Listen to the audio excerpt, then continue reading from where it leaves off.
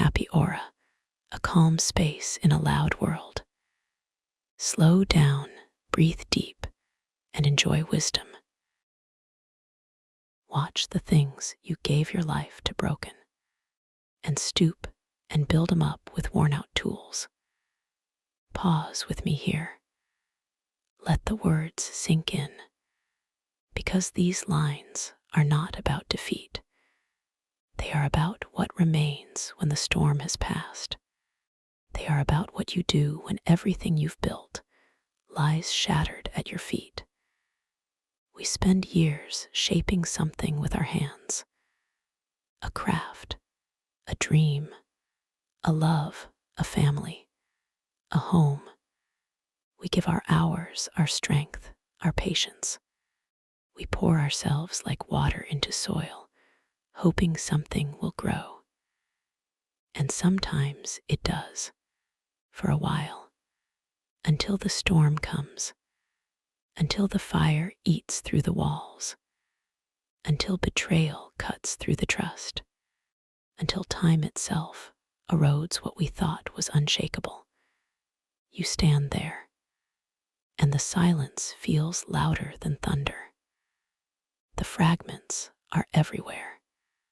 The dream you carried so carefully has cracked, and part of you whispers, why even try again?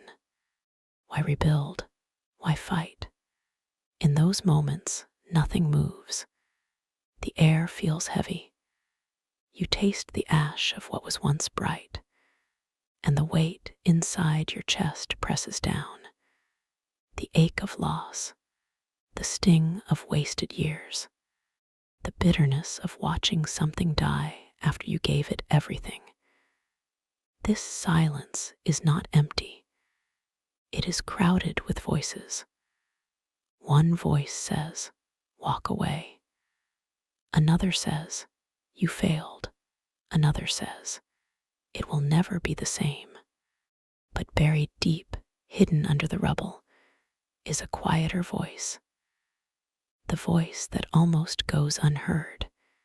It whispers, begin again. Not with fresh resources, not with shiny new chances, not with strength overflowing. No, the tools you have now are dull. The hands you lift them with are tired. The heart inside you carries scars, but they are still yours. The tools you earned from the journey, the calluses on your palms, the wisdom written in wrinkles and aches, the stubborn spark that still refuses to die. That is what you build with now. To stoop is an act of humility. It means bending low, gathering what pieces remain, choosing not to despise them. It is easy to curse the ruins, to spit on what failed, to hate what hurt you. But stooping means you are willing to kneel down in the dust, to pick up one fragment, and another, and another. You say, this is not wasted.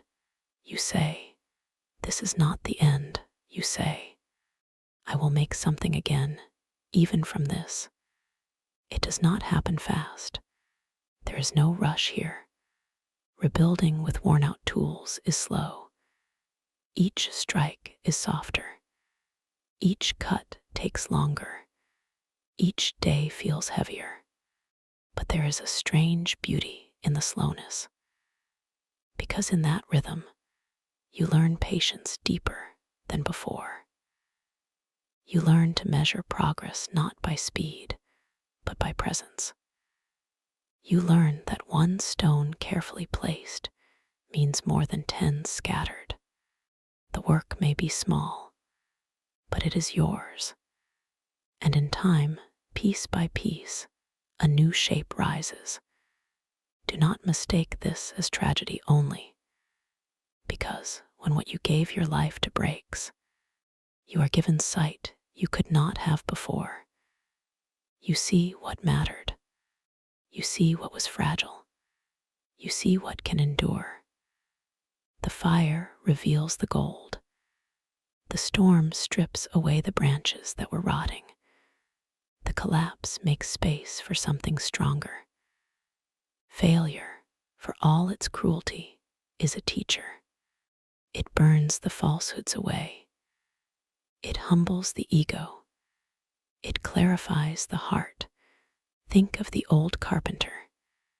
He lost his workshop in the flood. The wood soaked, the walls crumbled. But he gathered what drifted ashore. He dried the boards in the sun, and with cracked hands, he shaped them into chairs. Chairs still standing 30 years later. Think of the widow. Her home was laughter once, and when death came, silence devoured her. But she took the recipes her husband loved. She cooked them for neighbors, and slowly, around her table, she built a new family out of strangers. Think of the soldier.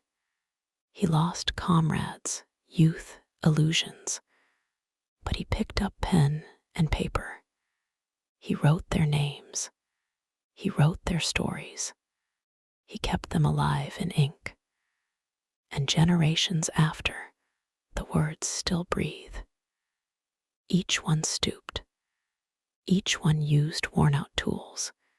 Each one made something lasting. It is not only buildings, careers, or families that break. Sometimes what shatters is inside. Your belief in yourself, your faith in people, your trust in the world. And here, too, you must stoop.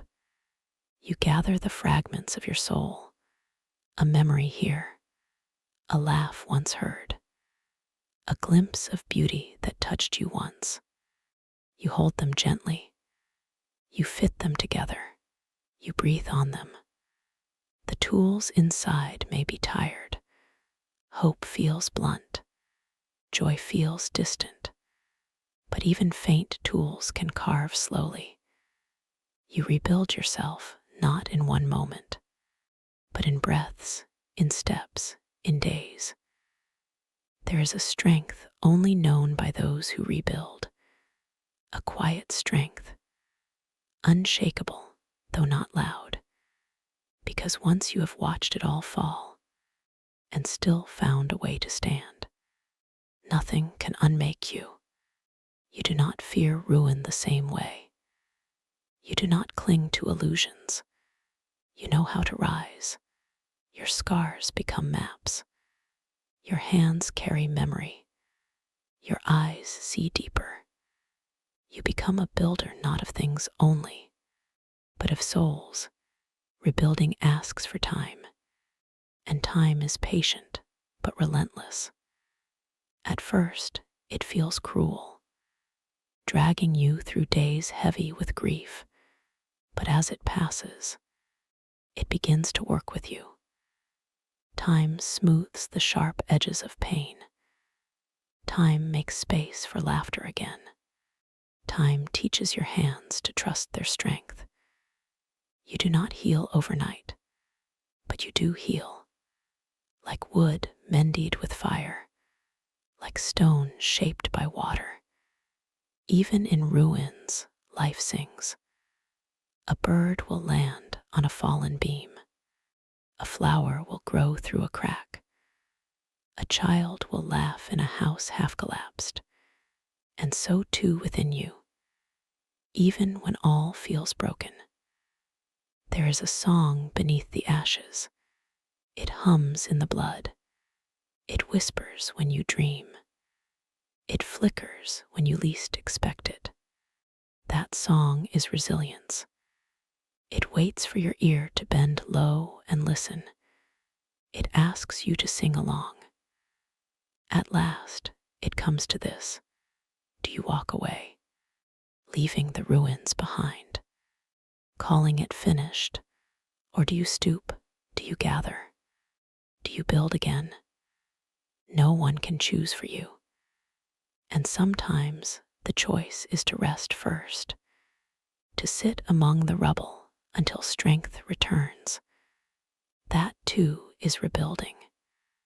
But when the time comes, and it will, lift the tool again, even worn, even heavy, even dull, and begin. It may never look as it did before, and that is the secret gift. What rises from the ruins will be different, but it will be truer, stronger, wiser. You will see yourself in it, your scars, your patience, your faith. It will not be perfect, but it will be alive. And so will you. So when you watch the things you gave your life to broken, do not turn away in despair. Stoop, kneel, touch the dust, pick up what remains, hold it with tenderness. Begin to build again, not because it is easy, not because you are unhurt, but because the act of building is life itself. And even with worn-out tools, life finds a way to rise. So breathe, look at your ruins, then look at your hands. The tools may be weary, but they are still yours, and that is enough, more than enough, always enough.